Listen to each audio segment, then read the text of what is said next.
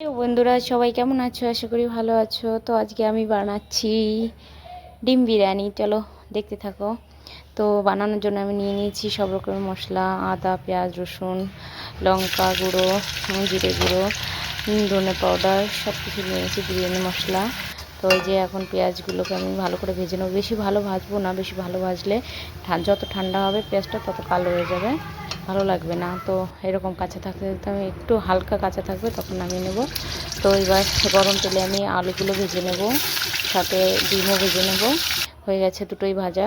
এখন এই তেলের মধ্যে আমি গোটা গরম মশলা দিয়ে দেবো, তেজপাতা দেব, গোটা জিরে দেব, দিয়ে কিছু পেঁয়াজ রেখেছিলাম আলাদা করে সেটা দিয়ে দেবো, দিয়ে আদা, পেঁয়াজ, রসুন দিয়ে একটু ভাজা করে তার মধ্যে আমি বাকি যে মশলাগুলো রেখেছিলাম, জিরে, ধনে, লঙ্কা, সব মশলাগুলো আমি একসঙ্গে দিয়ে দেবো, হলুদ দিয়ে একটু ভাজা করে নেব। ভাজার পরে রেখেছিলাম টমেটো কাটা দিয়ে দেবো।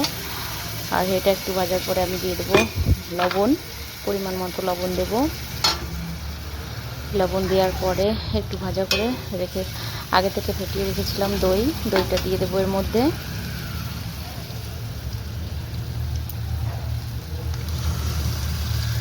দইটা দিয়ে একটু ভালো করে নেড়ে চেড়ে যখন মশলা থেকে তেল ছেড়ে দেবে তখন আমার মশলাটা হয়ে যাবে ভাজা।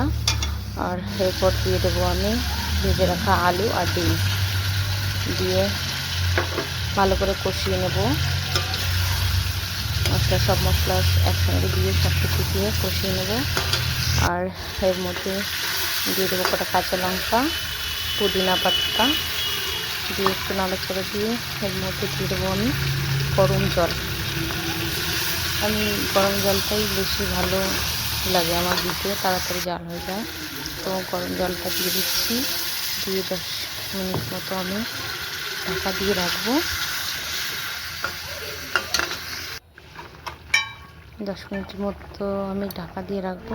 হয়ে গেছে আমার। আর আমি ভাতটা আগে থেকে করে রেখেছিলাম, সেটা আর দেখাতে পারিনি, অনেক বড় হয়ে যাবে ভিডিওটা, তাই আমি আলাদা করে রেখেছি। আর এবার আমি ভাত আর ডিমটা সাজিয়ে নেব, পরিমাণ মতো ঘি, লবণ আর একটু কেওড়া জল দিয়ে আবার 10 মিনিট মতো ভাপ দিয়ে রাখবো। ব্যাস আমার রান্না রেডি। Thank you.